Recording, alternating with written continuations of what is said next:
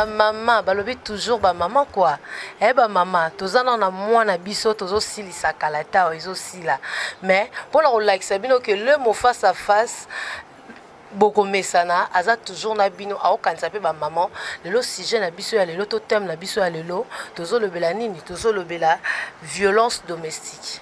Violence domestique, toute violence conjugale, na zanga morote, na kata plateau, tozana maman na biso, oyebo découvrir à se présenter yé moko parce que ngana yé bié pe na yebi kaloba kitoko, mais yé moi c'est de quoi beau présent à se présenter yé moko.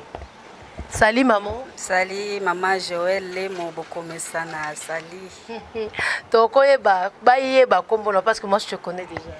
Moi, je m'appelle Madame Nathalie Bokole Sita. Sita, c'est le nom de mon mari. Voilà quoi. Elle s'appelle Maman Nathalie. Natacha pour les intimes, Bokole Sita.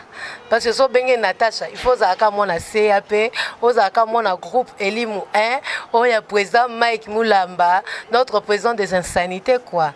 Maman Natacha, tozana yo lelo.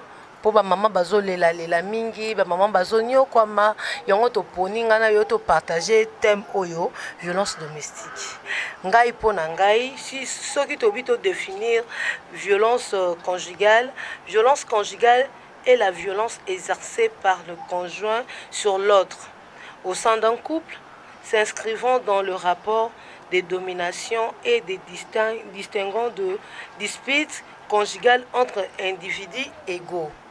Wana eza na lopoto nde balobaka na français soki nga na lobi na définir na manière na nga après na kozongela maman pona ngai balobi violence conjugale eza violence oyo esalami na kati ya couple oyo tobengi bongo libala soki balobi libala to couple eza kati na moko azo maltraiter moninga to azo nyokola bon tolokwa na zanga moko te na kopartager lelo sujet yo mingi maman Natacha nde akoexpliquer biso maman Natacha pona yo violence domestique eza nini. Bonjour à tout le monde qui nous suit. Maman Lemo Karandengo Lobby. Violence domestique, ça kakandengo définir ango. Mais na kati ya violence domestique tozomona ke eza na 4 violences aussi o tokobimisa na kati wana toza na violence physique, toza na violence verbale, toza na violence psychologique na violence économique.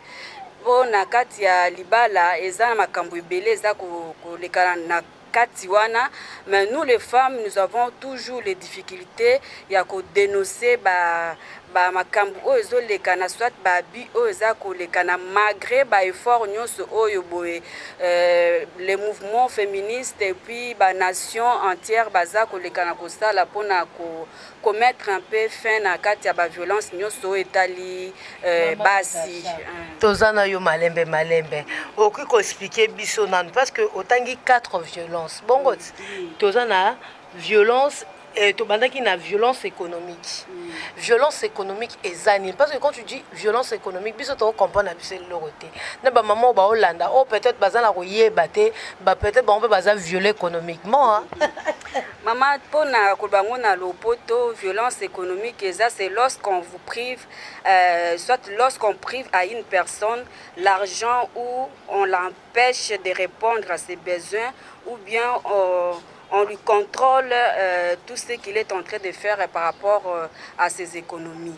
Wana na lopoto lingi kolobake eza na ba mama mususu baza na kata libala eza na ba papa mususu oyo ke ayebi même prix ya eloko moko na moko ya wenzi ndenge eza na ye ayebi ke pilipili eza autant ayebi ke nguba eza autant ayebi ke légumes eza autant alors ko pesela mwasi mbongo kaka na ndenge ke no mwasi akokata ko se retrouver te alors que mwasi wana pa za na ba famille azape na pose ya mwa rouge lèvres lokola ngano totie awa azape na mwa pose ya mwa lipapa moya salela ngo ezate que ça soit même mbongo na yo moko po osalela yango mobala komo tia ba limite ndenge nini okoki ko dépenser mbongo wana donc mbongo ekomi contrôler ekomi gérer donc oza na liberté te pona ko dépenser mbongo na yo soit pona ko sala quelque chose donc nyonso eza calculer nyonso eza contrôler na niveau ya mobile na yo.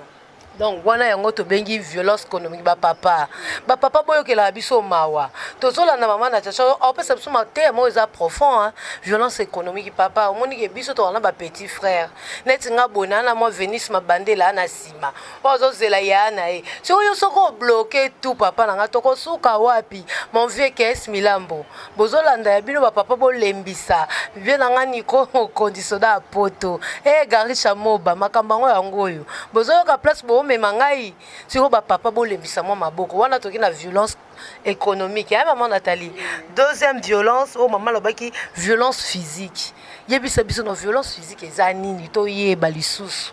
Bon, maman Joël, violence physique, eza na makambo ebele en plus eza passe pour na ko aborder sujet aboye parce que la plupart ya basi na tango o ebele baza victime ya violence physique wana. Donc violence physique eza acte avec pour intention ou conséquence la douleur ou une blessure physique. Donc eza na basi oyo baza na kati ba foyer na bango bazo subir ba violence donc bazo betama baza ko lekana ko faire souffrir bango d'une manière physique. Donc moi si aza na droit ya kolobate aza na droit soit ya ko s'exprimer librement te eza na mibali mususu ba komisa basi lokola ba saki na bango ya box au mona moi si soki alobi ata likambo moko boy soit a déclarer droit na ye ki papa e omoninga asuki eza ya kobeba oli a répondre ata gentiment na mbongo te ezani na kendo ko yiba soki mwasa mekika koloba iloko muke na nzoto makofe bandi alors ezana basi ebele baza komi kufela na kati ya violence physique wana. Mama Joël omona mwasi aza na kati ya libala babetaka ye banyokolaka ata bavoisin oyo baza pembeni bayokaka te bayebaka te. Donc azo banga koloba likambo ya violence na mususu azo ba soki na lobby bakobengana nga na libala soki na dénoncer bakobengana nga na libala alors que les que moi ba 2 ans ou ba 3 ans awa Nations Unies a uta kopesa biso thème moko awa boy dénoncer mama bisika oyo ozali omoni koza kolekana na kati na foyer moko oyo yo moko oza koyeba te bisika ni ozali soit ozalaka na soki na cage ya kung fu bendenge nini oyebi te. Alors dénoncer loba eza mingi violence esimbaka nzoto ya mwasi ko beta tout moment do mwasi akomi saki ya box quoi yango nde tobengaka violence physique.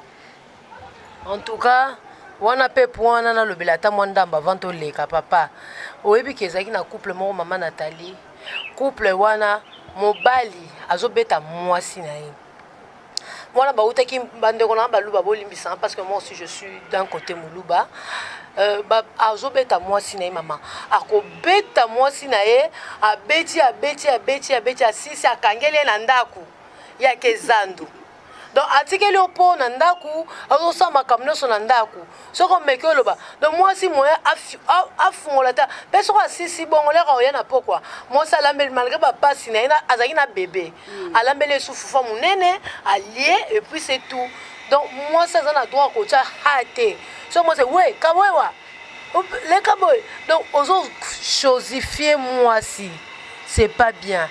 Voilà nous sommes au côté na cadre ya violence physique parce que ils ont affaibli un peu donc moi ça comme ba rouge et comment le quoi le bilan maman le quoi on a terrain ya comment dirais-je na dojo hein dojo le quoi c'est pas normal si on ba comme rappeler là quand toi tu tapes ta femme maître voix ba là ce qu'on va comme traumatiser au moins moi on a vu que papa na biso beta maman so esprit ni nos autres na muto mwana na oso akoli en tout cas ba papa tozo lobela bino parce que toi on a moins de la femme hein on a vu que aza ba côté négatif en tout cas pardon botika pour ça peut biso parce que toi peka bat le quoi bino toi peka ba être humain le quoi bino toi peka besoin de vie quel est ce qui yosko za qui faible nga maman ce qu'on a beta kayo est-ce que au monde en bien maman na tesanga la bi tante moko boy na otanga kombote tante moko boy mobile na ramukuse abeta mobile na beta que chaque fois obi asala nini Jordan ta asina pena mobile na eko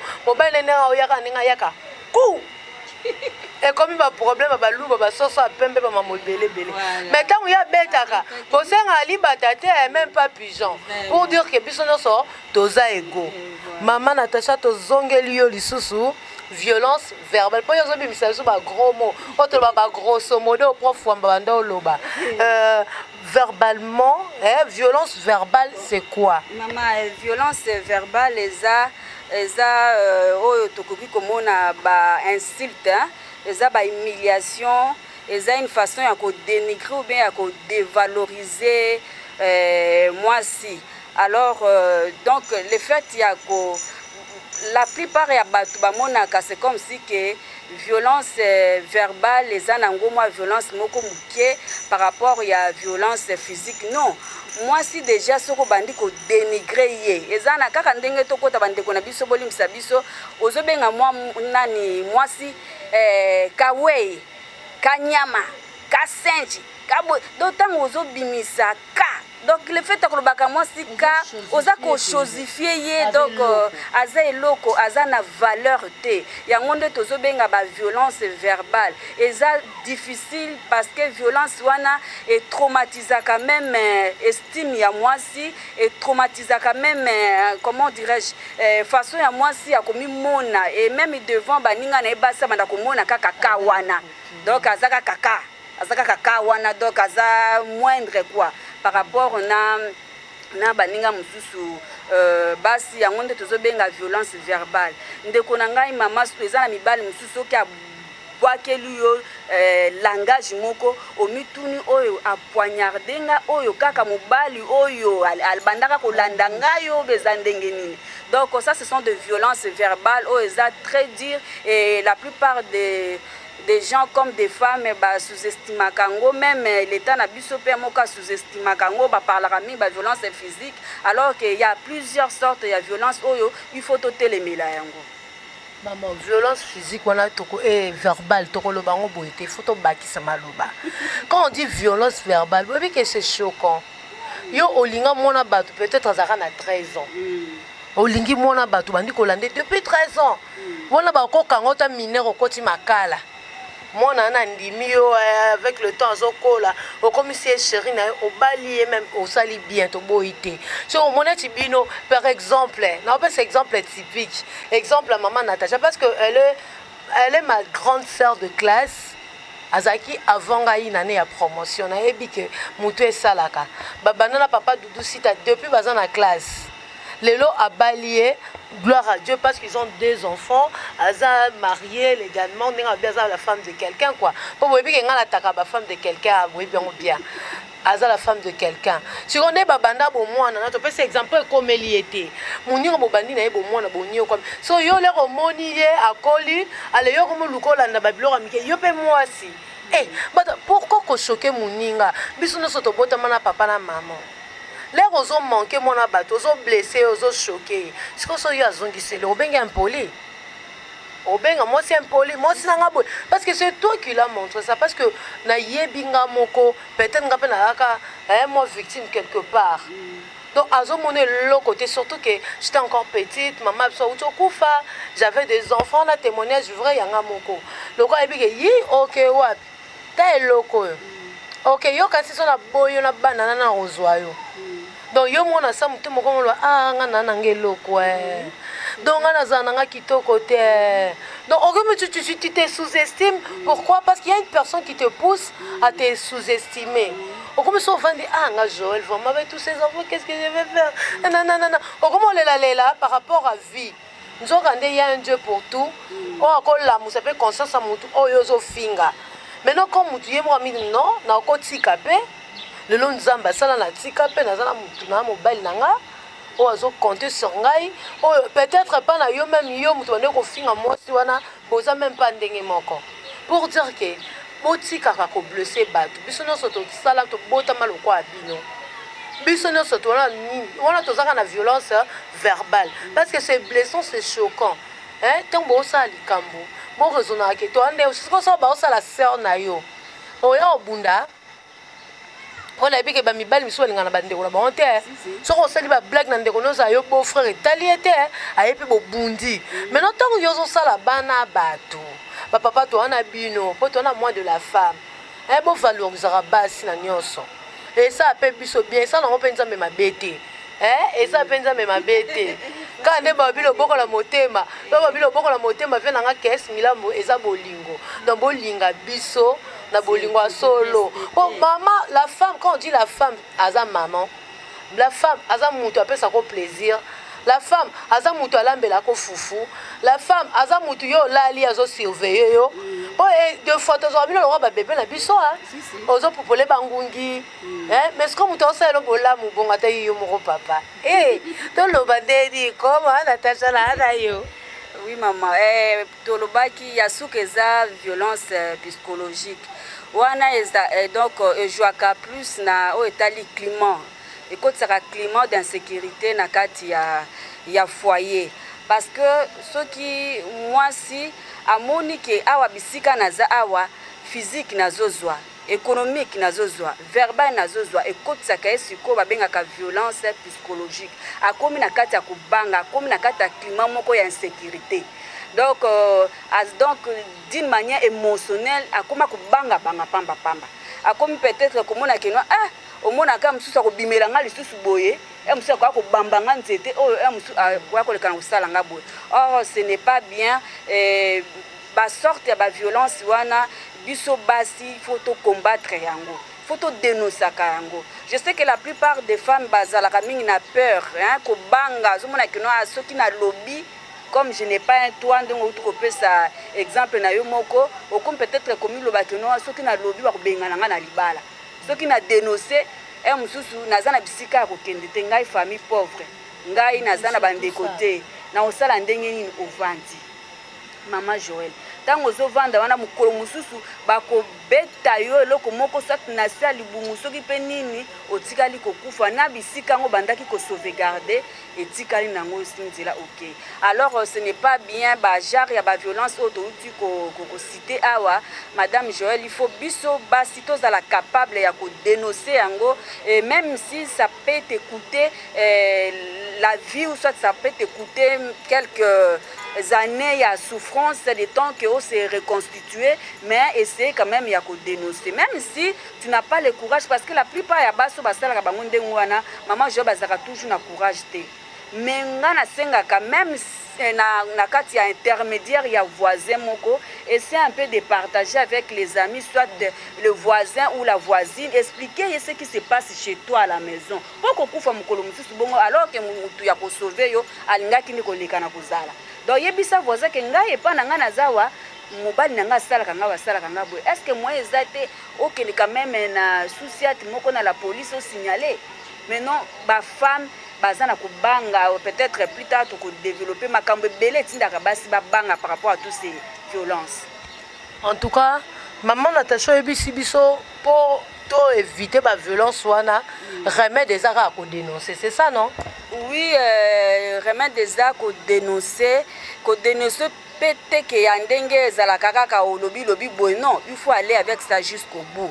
C'est-à-dire saisir même la justice par rapport à la violence nyoswana.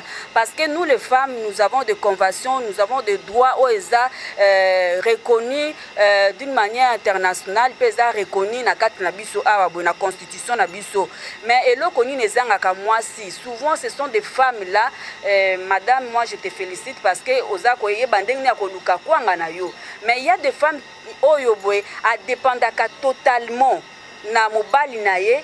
Ce genre de femmes bangonde bazako souffrir bazako subir au biso tozako benga violence domestique parce que elle se dit dans sa tête que ceux qui ngana dénoncer na okende wapi.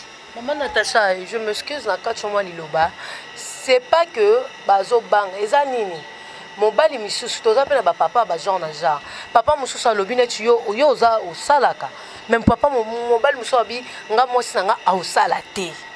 Si on monte babilo kongo siko moi ça osala ndengeni peut-être pas dans la famille pauvre peut-être pas dans ba parents te osala skonde. Non maman, ce qui mobali ayebiso ke no ko sala te. Il faut mobali wana a mettre quand même na ba condition.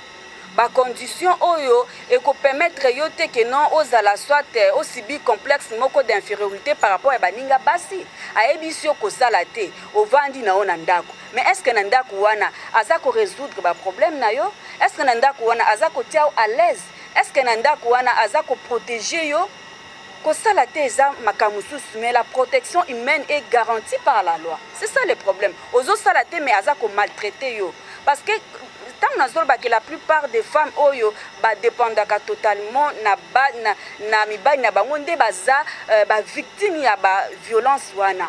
Parce que baza d'abord ko banga même pour na ko dénoncer oyo elles ont peur. Hein, peut-être elles se disent si je fais ça, soit si j'agis, je serai peut-être répudiée ou bien trop kabwanana mobile nangai. D'où il faut garder silence. Et n'a qu'à garder silence et même au nom des enfants. Tout ça, ça joue. Au nom des enfants, donc, ok, ou bien nakoko kabola bangona mobile nangate d'où je dois sauvegarder l'honneur. La plupart des femmes meurent à cause de l'honneur. Non, honneur, il y a foyer nangai. Il faut la sauvegarder. Maintenant, on a bêta, on a l'hémorragie. Comme ils sont, on a de l'amour, on a qui série. Au nom de l'amour, série. Oui, au nom de l'amour, on peut ok. Moussou soupe ko banga ndeka tolobaka ba coutume na biso pesa ko jouer un rôle na kati makambo. Au moins na moussou moi si soit madame oyo azako sibi ba victime wana aye ko pesa rapport soit na belle famille, soit na famille na ye. Yoka makambo babengaka o soit makambo na bango balobaka oh non libala soki bazobeta yo baku eza piment eza sucre après ozamasi musubongane oyoka. Donc alors que les coups là et les sangs qui coulent, ce ne sont pas les sangs de belles familles.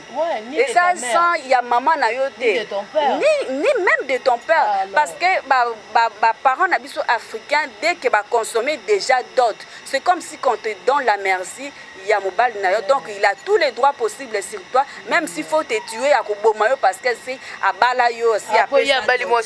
Et voilà. Donc pas plus tard, je pense que c'est le mois passé, na kata groupe kaka ya baninga mususu ya ba femme de droit, na monaki image moko mwasi ba beti et pas mobile ba beti jusqu'à ce que ba bomie. Donc akufi na kati ya ndako. Alors ça ce n'est pas bien. Moi je suis sûr et certain que eza première fois tende bomie. Donc cette femme là bazana biti mobile na zana biti dia ko beta kaya à tout moment. Mais pourquoi ne pas dénoncer? Pourquoi ne pas quitter? Qui vous a dit que moi si à cause de la l'aise kaka na katanda kwa bala? Mais non, non.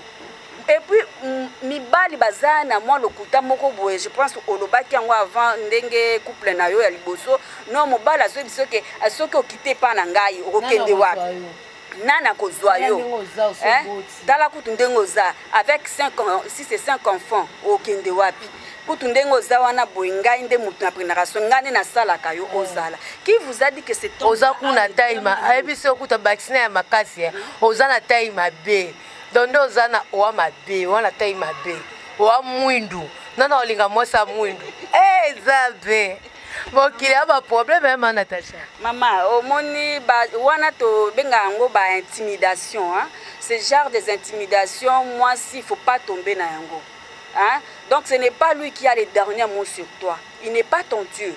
Donc ceux qui a boyo soit yo quitter ce genre il y a foyer ndengwana Dieu est capable parce qu'on est des chrétiens, Dieu est capable à kobenda le sous mutumo encore le sous ou peut-être à l'équipe pour prendre soin na yo.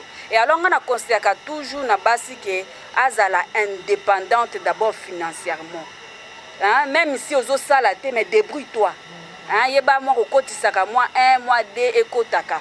Yango na kati yote ma Natacha o mibali bakuma soko lingo tuno tu fais quoi dans la vie quand les arabes mobile o linga moi o ka na tapeti o sala ani o na sala eloko te petit na sombelo bana lipati na nini donc a mono déjà kilo pour na tsali lobe pa maman Natacha moi si eza mutu basi kala tondo kanisa mwasi nzoto mwasi te okoza no pe na nzoto bazwelo mbanda papa ala pwani po mbanda za na mutu ambanda no izo sala yo so mona ka kitoko na yo ba bassin na yo et surtout biso basi ba africaine so za na moi hanche bien au moni ke hanche na onde maele na ote mibali ba kuma ba ine pe hanche wana pour on a pas memelo et si comme roté on a besoin moi c'est mon mari tu vois ici tout ça ta projet tout son batan en selle mon mari moi ndambu boye poza moto sangisa tout ça la table c'est ça la femme hein tout ça la violence conjugale mais basi pe maman er moto poussa pe mibali hein